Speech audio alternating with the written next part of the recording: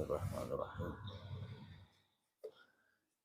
Assalamualaikum warahmatullahi wabarakatuh.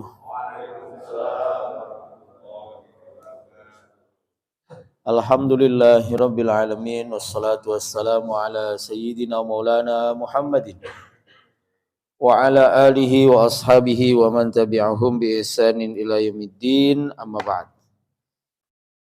Bapak Ibu jemaah Musalla adz-dzakirin yang dimuliakan Allah Subhanahu wa taala. Alhamdulillah di pagi yang cerah ini kita dikumpulkan oleh Allah Subhanahu wa taala, berkumpul dengan orang-orang saleh di tempat yang baik, yang mulia, dalam keadaan sehat walafiat. Semoga Allah Subhanahu wa taala tetapkan anugerah nikmatnya beribadah, nikmatnya sholat, nikmat zikir, nikmat berdoa, nikmat mujalasah, duduk bersama dengan orang-orang saleh, juga untuk keluarga kita, khususnya untuk anak-anak kita sampai hari kiamat nanti. Karena makin ke sana itu makin susah cari orang saleh itu makin susah. Jadi anak kita itu besok lebih berat lebih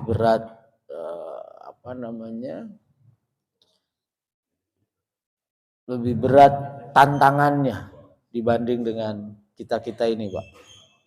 Maka kita harus senantiasa mendoakan betul anak-anak kita, keturunan kita sampai hari kiamat nanti. Salawat dan salam semoga tetap tercurah kepada baginda Nabi Muhammad sallallahu alaihi wasallam yang insyaallah kita semua ditakdirkan oleh Allah Subhanahu wa taala menjadi umat Nabi Muhammad sallallahu alaihi wasallam yang membanggakan beliau kelak di hari kiamat, sehingga kita kelak juga layak untuk mendapatkan syafaat dari baginda Nabi Muhammad sallallahu alaihi wasallam.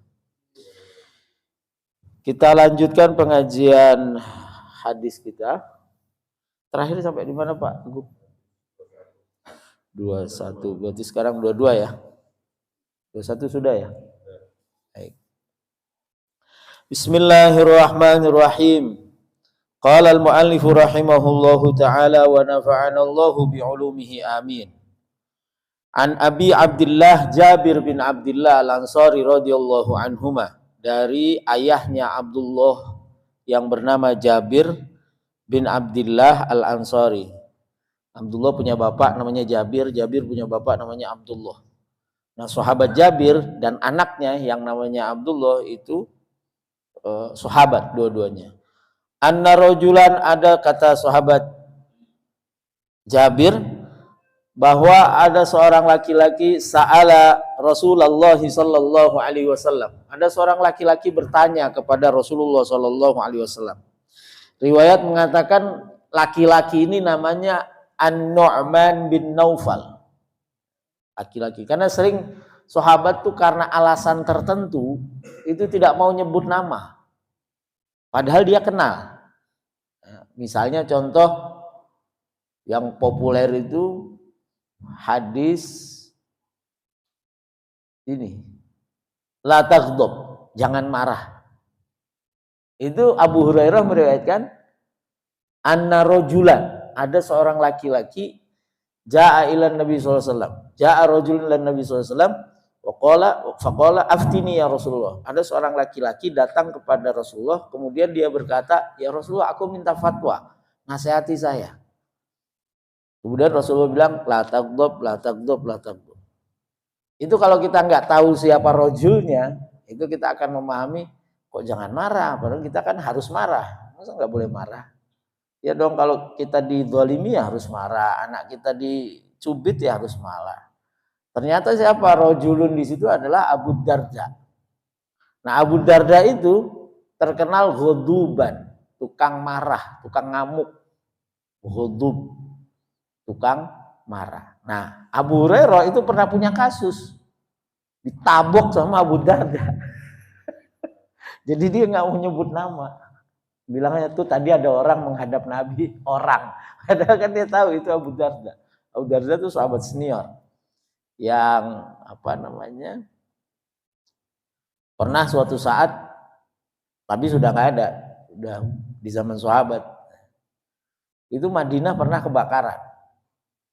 Sahabat Abu Darda tuh lagi santai di suatu tempat itu. Orang-orang bilang, Darda, itu rumahmu kebakaran. Kebakaran. Iya, sudah tahu. Ayo sana ini. Enggak, rumah saya emang nggak bakalan kebakaran. Padahal sekelilingnya itu kebakaran. Beneran rumah dia nggak kebakaran. Nah, kemudian ditanya sama tabiin, apa kok bisa rumah kamu nggak kebakaran sendiri, yang samping-sampingnya kebakaran? Lalu Abu Darda mengatakan bahwa alamani Rasulullah SAW, saya diajari sama Rasulullah kalimatin, beberapa kalimat. Itu yang ada di dalam Wirdul Latif diantaranya. Nah, sebagian tadi dibaca sama Habib, ya, di dalam doanya tadi. Nah, kata sahabat Jabir, ada seorang laki bertanya kepada Rasulullah SAW. Faqala, ara'aita idza shallaitu shalawatil maktubat wa sumtu Ramadan wa ahlaltul halala wa ahramtul harama wa lam azid ala dzalika syai'an a'adkhulul jannah. Ya Rasulullah, kalau saya hanya sholat 5 waktu, kemudian saya puasa Ramadan, kemudian saya menghalalkan yang halal dan mengharamkan yang haram, saya nggak nambah, cuma 4 itu yang saya lakukan, apakah saya masuk surga? Qala, Rasulullah SAW menjawab, na'am, ya, kamu masuk surga. Nah, Bapak yang dimuliakan Allah Subhanahu wa taala, menurut Imam Al-Jurdani, beliau mengatakan bahwa hadis ini itu hadis yang sangat agung, yang menjadi dasar argumen, ya, hujjah bagi hampir mayoritas umat Islam. Jadi seandainya sahabat ini tidak bertanya ini, itu kita akan kesulitan. Kata ulama begitu. Alhamdulillah sahabat nanya ini. Yang pertama, kata sahabat itu, apakah kalau saya hanya sholat 5 waktu, puasa Ramadan, berarti kan nggak zakat, nggak infak, nggak sedekah, nggak haji, nggak umroh. Jadi yang urusannya dengan harta dia nggak lakukan. Kenapa? Karena kebanyakan, kita mau jujur-jujuran, kebanyakan umat Islam itu lebih banyak yang nggak punya daripada yang punya. Lebih banyak yang nggak berangkat haji dan umroh daripada yang berangkat haji dan umroh. Dulu kan begitu. Makin kesini makin nambah banyak, makin nambah banyak. Tapi tetap yang nggak berangkat ini lebih banyak. Nah, artinya apa Bapak? Artinya pertanyaan sahabat itu menjadi solusi. Jadi seandainya sahabat tidak bertanya, itu maka kita akan kesulitan, karena kita akan mendapatkan hadis yang sempurna bahwa rukun Islam itu adalah syahadat, sholat, puasa, zakat, haji dan seterusnya. Nah, itu ada lagi nama, saya ulang lagi itu, ada namanya Saiful Karim. Saiful Karim itu bilang rukun Islam itu kebalik. Masya Allah, ini orang saking bodohnya atau saking, kalau pintar sih enggak Pak, atau saking ininya, saking keblinger. Nah, itu kalimat yang lebih pas itu, keblinger. Rukun Islam kok kebalik? Dia bilang haji dulu, terus baru nanti kita menyaksikan. Apa yang disaksikan kalau kita itu ngawur, banyak ngawurnya. Ya. Nah, ya, jadi yang pertama itu, jadi pertanyaan sahabat itu akan membuat ringan umat Nabi Muhammad SAW. Yang kedua, masuk surga itu banyak pertanyaan tentang, ya Rasul, bagaimana saya masuk surga, bagaimana masuk surga? Thariqun ilal jannah. Masuk surga itu menjadi cita-cita. Nah, jadi ada orang yang naudzubillah min dzalik, ya, cita-citanya tuh dunia, pengen ini, pengen itu, tapi dia nggak punya cita-cita yang hebat untuk masuk surga. Meskipun kita itu dijamin oleh Allah Subhanahu wa taala, meskipun kita dijamin oleh baginda Nabi Muhammad SAW, kalau kita iman itu masuk surga. Iya. Tapi tetap kita itu harus punya cita-cita masuk surga. Misalnya saya tanya sama ibu-ibu, Bu, ibu-ibu kalau mau masuk surga, bukan kalau mau masuk surga. Ibu-ibu nanti masuk surga toh? Iya, kan? Ngapain, Bu? Di surga mau ngapain? Nah, maksudnya sehingga itu menjadi cita-cita gitu loh. Kalau di surga cuma mau makan, kan kita di sini makan. Emangnya di sini kita nggak pernah makan enak? Ya kan? Jadi gambaran surga itu ada makanan yang enak-enak, buah-buahan yang enak-enak, itu kan buat sahabat-sahabat Nabi dulu yang, mohon maaf, miskin. Lalu bapak-bapak masuk surga mau ngapain? Saya mau ketemu bidadari. Loh, emang yang sekarang bukan bidadari, genderuwo. Yang sekarang itu kan juga bidadari. Besok nanti masuk surga usianya jadi 21. Muda lagi, cantik lagi, tanpa jerawat, tanpa macam-macam. Ya kan? Dan di sana mau apa? Mau berhubungan. Karena masyarakat Arab pada saat itu memang urusan, ya bukan masyarakat Arab ya, kita juga ya, urusan perempuan itu urusan nomor 2 setelah urusan perut. Jadi pertama urusan perut, yang kedua urusan di bawah perut. Jadi apa? Diiming-imingi oleh sejumlah riwayat ya, atau di dalam Al-Quran misalnya, oh nanti ada perempuan-perempuan yang montok, kan di surat Amma Yatasaalun diantaranya kan ada. Itu kenapa? Ya karena memang imajinasinya memang ke situ. Mereka nggak pernah punya imajinasi, mereka nggak pernah punya bayangan akan dapat istri yang cantik, segala macam gitu. Sama seperti ketika Al-Quran menggambarkan surga itu adalah jannatin tajri min tahtihal anhar, kebun-kebun yang di bawahnya mengalir sungai. Wah, kita banyak banget. Di Kuningan ada, di Puncak ada, di Bogor ada, banyak kayak gitu. Cuman kan bagi orang Arab yang dimana padang pasir panas, ada kebun itu, wah nggak kebayang kan gitu. Nah sekarang saya tanya, kita itu mau masuk surga mau ngapain, Bu? Hah? Mau ngapain, Bu? Biar nggak masuk neraka gitu. Iya. Satu kalau saya ya, kita masuk surga itu mau ketemu Nabi Muhammad.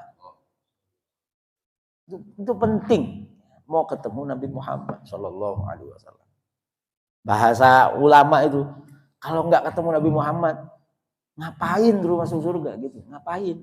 Ya mau apa? Maksudnya ngapain tuh mau apa? Makan udah pernah, minum udah pernah, minum susu udah pernah, paling minum khamr aja yang belum pernah.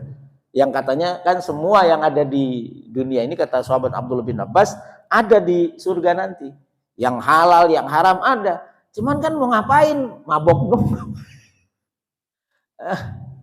Mau ngapain? Berhubungan suami istri sama perempuan udah pernah, kecuali yang belum pernah ya, yang meninggal dalam keadaan masih jomblo atau belum menikah, meninggal, mungkin itu jadi kenikmatan sendiri nanti di akhirat. Kalau kita kan sudah. Nah, jadi pertama itu jelas bertemu dengan baginda Nabi Muhammad SAW. Baru yang lain-lain. Jadi itu sahabat-sahabat itu meskipun mereka itu dijamin masuk surga, apalagi yang al-mubasysyirina bil jannah yang diberitakan masuk surga, tetap punya cita-cita masuk surga. Nah, cara masuk surga atau jalan menuju masuk surga, jalan menuju surga itu berdasarkan hadis ini ada 4. 4 ini lakukan, nggak usah yang lain-lain, nggak usah yang macam-macam. 4 ini lakukan masuk surga. Yang pertama adalah sholaitus sholawat al-maktubah. Sholatlah sholat 5 waktu. Nah, sholat 5 waktu itu adalah satu-satunya perintah yang diterima di langit. Selain sholat 5 waktu, perintahnya diterima di bumi. Sholat 5 waktu itu langsung diterima tanpa perantara malaikat Jibril. Sementara perintah-perintah yang lain itu melalui perantara malaikat Jibril. Salat 5 waktu itu perintah yang diterima oleh baginda Nabi Muhammad SAW di tempat ya, yang paling luhur, yaitu Sidratul Muntaha. Sementara perintah-perintah yang lain itu diterima di bumi. Jadi perintah salat itu adalah perintah yang istimewa. Perintah salat itu adalah hadiah dari Allah Subhanahu wa taala. Hadiah. Dia gift. Langsung dikasih di langit. Nah, ini kan bulan Rajab nih. Bulan Rajab ini kita ada peristiwa Isra dan Mi'raj. Nah, Isra dan Mi'raj itu peristiwa perjalanan di malam hari dari Masjidil Haram ke Masjidil Aqsa, lalu ke dari Masjidil Aqsa ke Sidratul Muntaha. Di Masjidil Haram itu berangkatnya Bapak itu dari rumahnya Ummu Hani. Ummu Hani itu sepupu saudara kandungnya Ali bin Abi Thalib. Jadi masih sepupu Nabi. Rumah Ummu Hani itu dari rukun Yamani Ka'bah ya. Ini Hajar Aswad. Ini rukun Yamani yang kita biasa baca mulai dari sini. Rabbana atina fid dunya hasanah wa fil akhirati hasanah wa qina adzabannar. Nah, itu deretan sini nih, rumahnya di sebelah sini. Rumahnya Baitul Ummi. Kalau rumahnya Nabi sama Ibunda Khadijah 28 tahun ya, udah nggak ada jelas, itu sayangnya itu. Jadi kalau ini Hajar Aswad keluar kan ke sana ke Safa Marwah. Kan? Karena itu Safa Marwah. Nanti keluar Marwah itu ke kanan kira-kira 20 meteran. Nah, itu rumahnya di situ. Sementara tempat lahirnya ke kiri. Keluar dari Marwah ke kiri itu ada perpustakaan kecil, Maktabah Makkah Al-Mukarramah. Nah, itu tempat kelahiran Nabi dikamuflase jadi maktabah, jadi perpustakaan. Ya memang beda pemahaman. Kalau pemahaman ulama-ulama Saudi itu nggak ingin situs-situs bersejarah itu nanti menjadi destinasi, jadi tujuan. Ya. Tapi kalau ulama-ulama Sunni yang dahulu-dahulu justru kita tuh harus merawat situs itu, mempertahankan situ-situ agar menjadi bukti sejarah, dan itu adalah tempat yang berkah. Tempat yang berkah. Jadi kalau ngomong tempat berkah itu Al-Qur'an yang mengajarkan. Jadi di dalam Al-Qur'an itu ada peristiwa Nabi Zakaria alaihissalam. Itu 80 tahun nggak punya anak. 80 tahun. Lalu Nabi Zakaria dititipi Maryam oleh saudaranya yang namanya Imran. Jadi Alu Imran. Kenapa bacanya Ali? Karena suratu Ali Imran. Ada kalimat suratnya. Dia menjadi mudhof, alinya menjadi mudhof ilaih. Jadi suratu Ali Imran. Kalau suratnya dibuang, Alu Imran. Mestinya begitu. Tapi kalau kita udah kebiasaan jadinya Ali Imran. Dikiranya nanti Ali itu nama, bukan. Alu itu keluarga. Al itu keluarga. Wa ala alihi wa ashabihi. Ali. Sayyidina Muhammad. Ali Imran, keluarga Imran. Nah, Imran itu punya anak Maryam. Maryam tuh dititipkan ke Nabi Zakaria. Wa kafalaha Zakaria. Nabi Zakaria nanggung Maryam. Ditaruh di mihrab, kamar. Kullama dakhala 'alaiha Zakaria al-mihrab, setiap kali Nabi Zakaria masuk ke mihrab, wajada indaha rizqa. Nabi Zakaria menemukan di sisi Maryam, di depan Maryam ada rezeki, ada buah-buahan, ada makanan. Nanya Nabi Zakaria, qala anna laki hadza. Maryam, ini gimana kok ada begini nih? Jawab Maryam, qalat huwa min indillah. Ini dari sisi Allah. Ayatnya bunyinya begitu. Fakaffalaha Zakaria. Kemudian walamma dakhala 'alaiha Zakaria al-mihrab wajada indaha rizqa. Qala anna laki hadza. Qalat huwa min indillah. Ini dari sisi Allah. Apa yang dilakukan oleh Nabi Zakaria? Hunalika da'a Zakaria rabbah. Disitulah Nabi Zakaria berdoa kepada Allah. Dia sholat.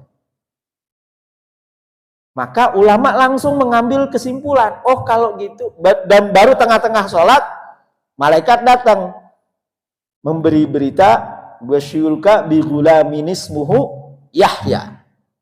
Zakaria, kamu mau dapat anak, namanya Yahya. Langsung Allah yang kasih nama. Namanya Yahya. Itu masih tengah-tengah sholat. Itu saking apanya? Saking mustajab tempatnya Sayyidah Maryam itu. Tempat duduknya Sayyidah Maryam. Sekarang pertanyaannya, lebih mulia mana Sayyidah Maryam dengan baginda Nabi Muhammad sallallahu alaihi wasallam? Ya jelas baginda Nabi Muhammad sallallahu alaihi wasallam.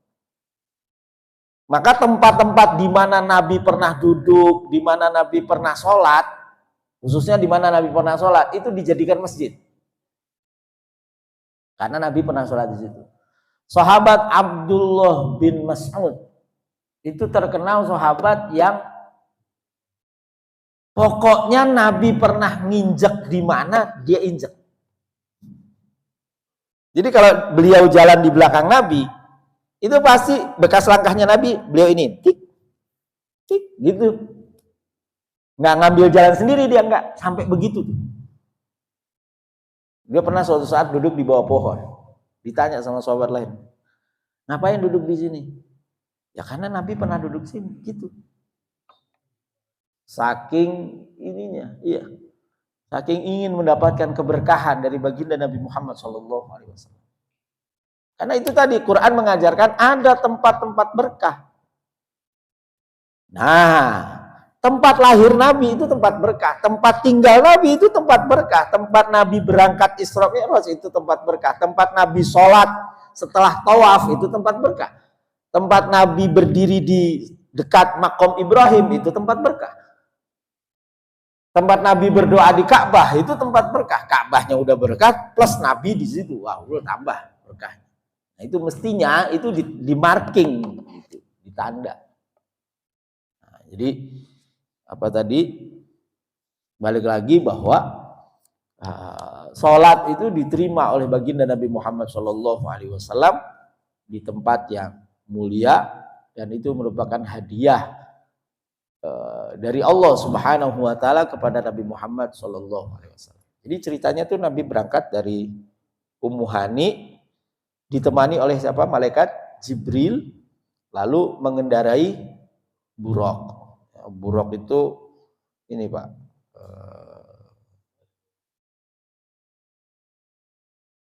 Dia dinamakan buraq itu karena secepat kilat. Cepat kilat. Ya. Au kasayyibim minas sama'i fihi dhulumatu wa ra'du wa barq. Barq itu cahaya, kecepatannya cahaya. Seret. Itu maka dia dinamakan buraq. Maka ada ulama yang kemudian tidak melakukan personifikasi buraq dengan mengatakan ini kuda kepalanya apa, enggak. Nabi naik cahaya. Gitu. Nabi naik cahaya, kendaraannya tuh cahaya, cepat, tapi ditemani oleh malaikat Jibril. Ya. Nabi berangkat dari Masjidil Haram, kemudian ke Masjidil Aqsa. Masjidil Aqsa itu di sebelah mananya? Kan gitu. Di Masjidil Aqsa itu ada 3 tempat yang dikunjungi Nabi. 1, tempat kelahirannya Nabi Isa alaihissalam.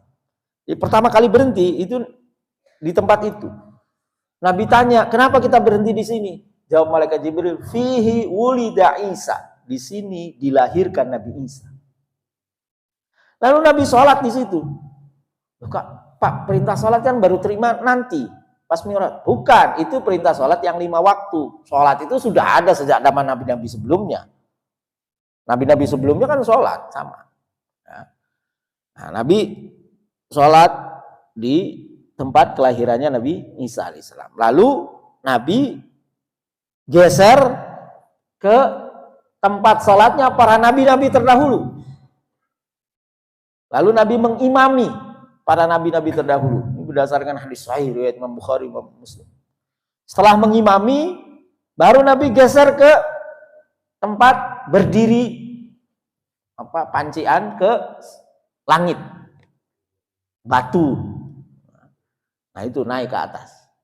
Jadi Nabi Shallallahu Alaihi Wasallam itu diperjalankan ke Masjidil Aqsa itu untuk apa? Untuk menunjukkan bahwa kamu itu Muhammad bukan orang baru, bukan orang yang bawa ajaran baru, bukan. Sekaligus menegaskan bahwa ajaran Nabi Muhammad itu adalah juga ajaran nabi-nabi terdahulu. Jadi bukan agama baru, bukan. Nabi Muhammad itu melanjutkan risalah, melanjutkan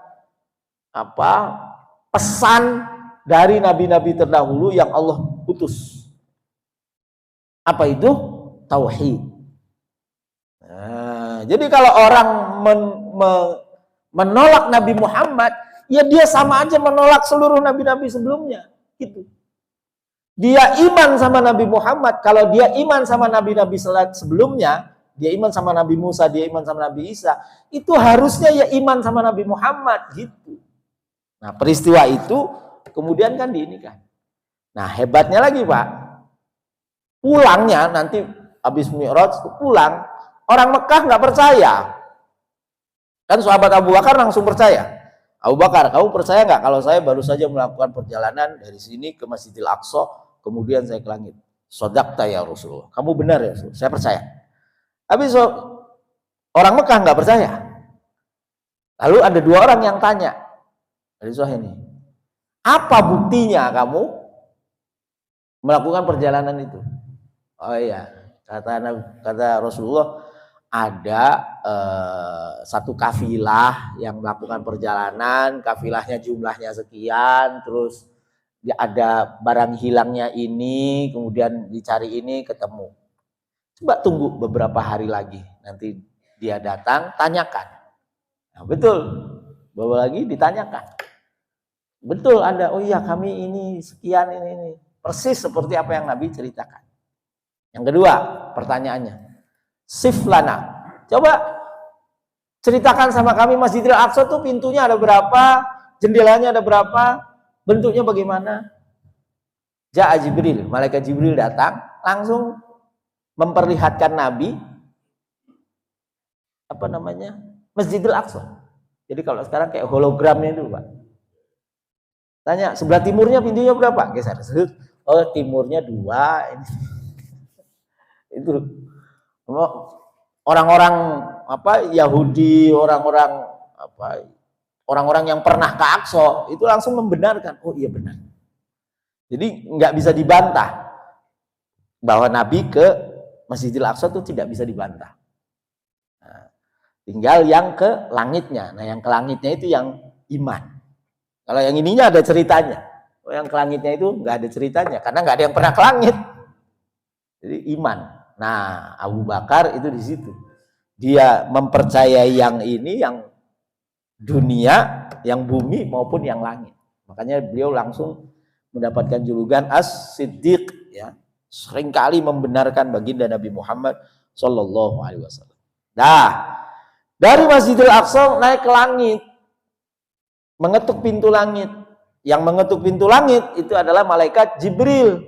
Malaikat Jibril tanya, malaikat Jibril mengetuk pintu langit, kemudian yang ada di langit pertama itu Nabi Adam alaihissalam. Nabi Adam kemudian bertanya, man anta, siapa kamu? Jibril. Wa man ma'aka, siapa bersama kamu? Muhammad sallallahu alaihi wasallam. Ursila ilaihi, apakah dia juga diutus naik ke atas langit? Ya, baru dibuka sama Nabi Adam.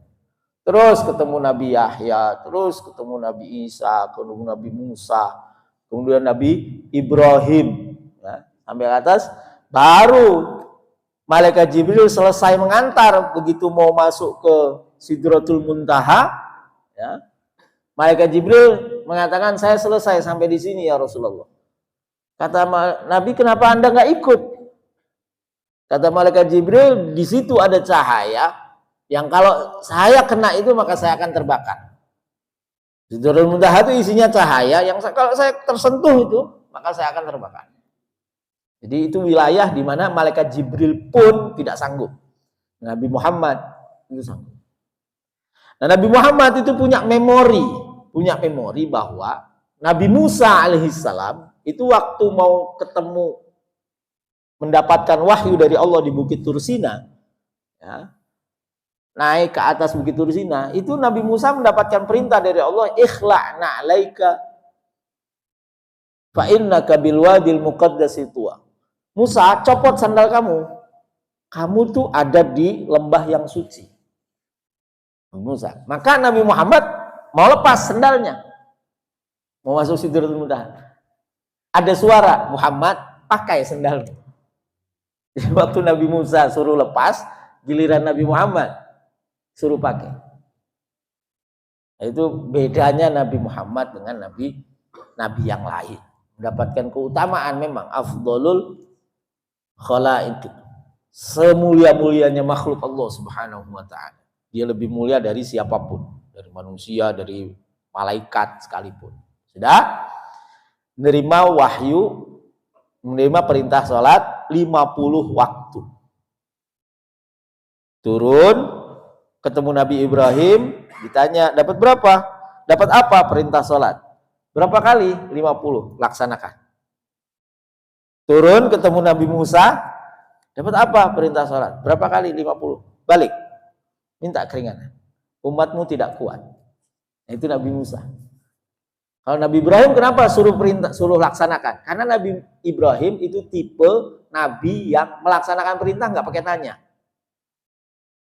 Pokoknya apa perintah langsung laksanakan. Itu Nabi Ibrahim alaihissalam.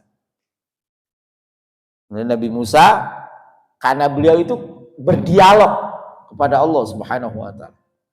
Ya. Bahkan ada satu ayat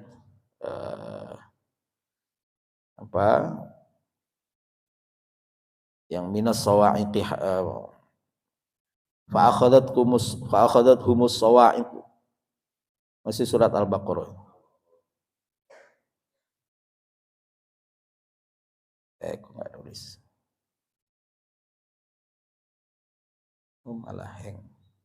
Nah, jadi suatu saat diceritakan di dalam Al-Quran itu Nabi Musa bawa 70 orang naik ke atas untuk menjadi saksi bahwa beliau menerima wahyu. Siapa itu? Pengikutnya ini malah bilang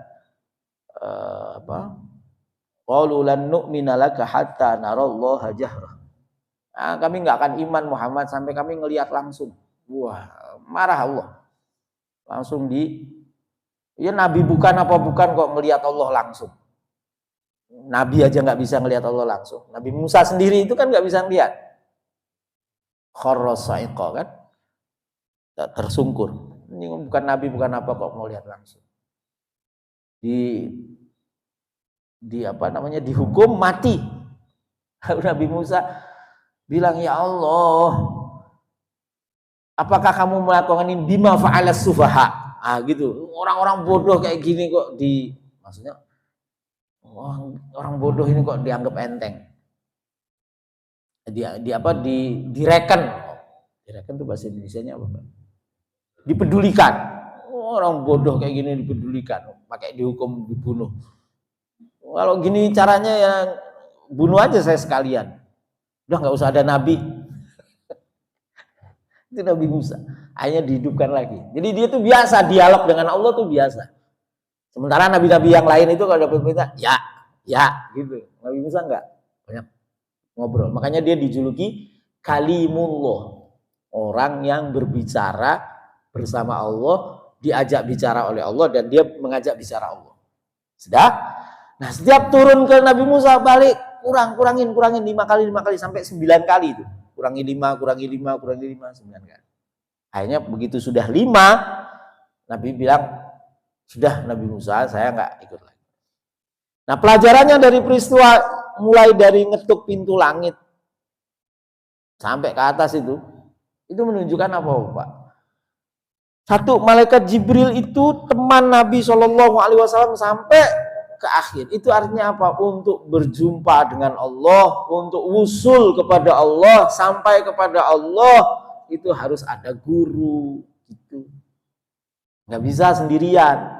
Allah bisa tuh memperjalankan sendiri. Isra Mi'rajnya Nabi Muhammad sendiri, nggak usah pakai Jibril. Bisa banget, sangat bisa. Allah itu maha kuasa.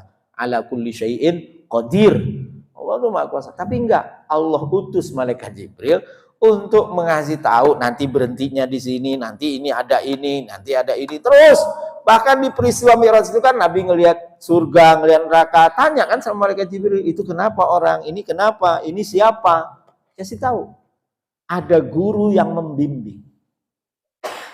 Orang sekarang itu malah kebanyakan seakan apa bahasa ini, kepedean. Apa-apa sendiri, nggak punya guru, nggak apa-apa. Doa sendiri, nggak butuh doa orang, nggak butuh doa guru. Nah, saya hanya sekedar mengingatkan aja, Pak. Mungkin zaman saya kecil ya, sama zaman Bapak kecil mungkin masih sama lah. Itu kalau Lebaran itu destinasi keluar rumah pertama itu rumah kiai, rumah ulama, bukan mall, bukan kebun binatang. Iya, datang tuh ke rumah ulama, langsung kalau pakai peci-pecinya dilepas, kiainya suruh taruh tangannya di sini, suruh doain, ya mudah-mudahan jadi anak yang baik ya, yang rajin ya, amin. Nah, pakai peci lagi, itu gitu anak, datang ke rumah kiai itu gitu. Nah sekarang minta doanya sama kasir di mall, terus sama macan di kebun binatang. Ya Bu ya, iya. Aduh, ini penting saya sampaikan bahwa Nabi itu aja ada gurunya. Nabi Muhammad loh ada gurunya yang adabani Rabbi, yang kata Nabi yang mendidik saya itu langsung Allah. Iya, tapi lewat malaikat Jibril. Gitu. Nah yang kedua, berkat jasa Nabi Musa alaihi salam. Nabi Musa tuh orang yang rasional, empirik, pengalaman. Maka kita mendapatkan pelajaran. Pelajarannya apa? Pelajarannya bahwa kita tuh harus mengakui senior, orang yang lebih berpengalaman. Nabi itu paling mulia. Wa idz akhadna mitsaqan nabiyina, ya. Minka darimu Muhammad, baru min Adam dan seterusnya. Nabi Muhammad tuh disebut pertama. Tapi Nabi Muhammad tuh menghargai yang lebih pengalaman. Jadi jangan kemudian kita merasa diri kita paling tahu, paling benar, sementara ada orang tua yang lebih berpengalaman. Nah, anak sekarang kecenderungannya begitu. Udahlah mama papa nggak tahu, sekarang zamannya beda. Zaman boleh beda, tapi urusan tuh tetap sama. Cuman casingnya aja yang beda. Urusan sama, urusan jodoh, urusan rezeki, urusan kerjaan sama. Dari dulu ya begitu. Caranya nah itu yang beda, tapi urusannya kan sama. Nah orang dulu lebih pada hal yang prinsip, sementara yang sekarang itu nggak ngelihat yang prinsipnya, tapi ngelihat yang periferalnya, yang bungkusnya justru. Iya. Orang dulu itu prinsip, yang dipegang prinsipnya. Ya. Lalu hadiah itu dibawa turun ke muka bumi. Sholat itu untuk menjadi hadiah bagi umatnya Nabi Muhammad Shallallahu Alaihi Wasallam buat kita. Maka Nabi itu sekali-kali bilang, sholat itu adalah qurratu aini. Ju'ilati as-sholatu qurratu aini. Sholat itu dijadikan untukku sebagai penenang. Jadi orang sholat itu normalnya itu tenang. Selesai sholat bahagia. Kenapa selesai sholat kita harus bahagia? Karena sholat itu adalah kebaikan pertama dan utama. Bapak, karena kalau udah ibu-ibu kalau habis di kerjaan udah selesai, masak udah selesai, anak udah berangkat sekolah, bapak suami udah berangkat kerja, happy nggak Bu? Bahagia nggak Bu? bahagia ya. Terus enteng ya rasanya ya. Nah, mestinya orang habis sholat tuh begitu. Kenapa? Ya karena itu pekerjaan utamanya. Kata Al-Quran, wa aqimis sholata tarafayin nahari wa zulafan minal lail. Innal hasanat yudhibnas sayyi'at. Dzalika dzikra lidzakirin. Dirikanlah sholat 5 waktu di 2 penghujung siang, subuh, zuhur, asar, dan malam, maghrib, isya. Sesungguhnya kebaikan itu menghapus keburukan. Itu artinya apa, Pak? Kata ulama, sholat itu adalah kebaikan pertama, kebaikan utama. Jadi kalau ada orang, mohon maaf nih, tetangga kita yang muslim, baik, tapi nggak sholat, itu nggak baik. Jangan dibilang baik. Sering kan kita bilang, wah nggak apa-apa, dia orang baik, meskipun nggak sholat. Loh, nggak sholat itu nggak baik. Gimana? Kecuali dia orang non-muslim, nggak ada kewajiban. Jadi kita ngukur anak kita baik, ya kalau dia sholat 5 waktunya benar, berarti anak kita anak baik. Kita ngukur kesuksesan anak kita, itu kalau anak kita sholat 5 waktu, percuma anak kita kerjanya bagus, karirnya bagus, apalagi Pak, pendidikannya bagus, sekolahnya bagus, tapi sholatnya nggak bagus, percuma. Nah, ukurannya itu, anak kita sholatnya bagus, kita harus bahagia, alhamdulillah, melebihi apapun. Jangan kita nggak sedih ketika anak kita sholatnya nggak bener, kita biasa aja, wah itu kacau berarti kita. Nah, paradigmanya salah, saya bisa katakan paradigmanya salah. Nah, jadi anak kita itu sholatnya harus bener, karena itu kebaikan pertama dan utama. Ya, saya sering kali bilang, kalau ada stiker jangan lupa sholat, itu salah stikernya. Yang bener tuh jangan lupa main, jangan lupa jalan-jalan, jangan lupa kerja, karena pekerjaan utama kita sholat. Ini kita sekarang lagi apa, Pak? Pak? Kita lagi nunggu sholat zuhur. Iya, sampingannya ngaji, nanti kerja, jogging, sekolah. Kita tuh lagi nunggu zuhur. Kalau anak kita mikirnya begitu, udah sholatnya jadi utama. Tapi kalau dia nggak mikir begitu, sholatnya jadi nomor sekian. Yang penting dia sekolah, yang penting dia main, yang penting dia ini loh. Enggak. Kamu nunggu zuhur nak sekolah. Nunggu asar main. Nunggu subuh tidur. Nah, gitu itu nunggu. Kita nunggu. Maka kata Nabi, al-mu'minu bainal hasanatain. Orang mukmin itu diantara 2 kebaikan. Kebaikan yang sudah dia laksanakan dan kebaikan yang akan dilaksanakan. Kebaikan ini apa? Sholat. Orang mukmin itu antara 2 sholat. Gitu. Nah, jadi usini nafsi, saya nasihati diri saya sendiri dan semuanya untuk menjadikan sholat itu sesuatu yang utama dan kita rindukan. Saya mau sholat zuhur. Nah, jadi kita sholat 5 waktu dengan baik dan benar, itu udah satu kunci cara kita masuk surga. Yang kedua, sumtu Ramadan, kita puasa Ramadan. Nggak puasa sunnah nggak apa-apa, tapi puasa Ramadan. Nah, ada orang bisa puasa tapi nggak bisa sholat. Ada itu, dia puasa tapi nggak sholat. Kebalik, ya. Kebalik, yang pertama sholat dulu, baru puasa. Kalau sholat, puasa itu ada ininya, ada apa namanya, ada dispensasinya. Boleh nggak puasa? Kalau sakit, kalau bepergian, boleh nggak puasa? Tapi kalau sholat, ada dispensasinya? Nggak ada. Mati baru, akalnya hilang baru. Wa ahlaltul halala, dan aku menghalalkan yang halal dan mengharamkan yang haram. Maksudnya apa? 1, kita itu harus ikrar, harus menerima bahwa yang halal itu adalah halal.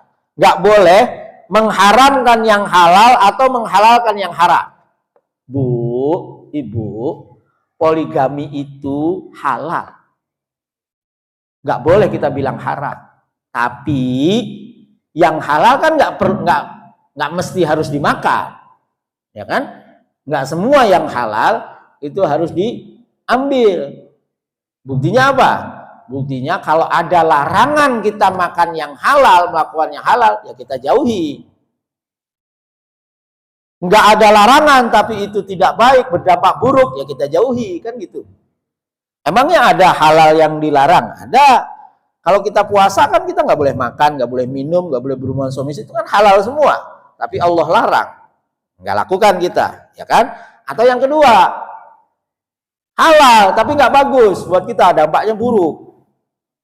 Iya, gula, teh manis, kopi manis itu halal tapi nggak bagus buat saya karena diabetes. Nggak boleh, kan gitu. Dampaknya buruk, ya.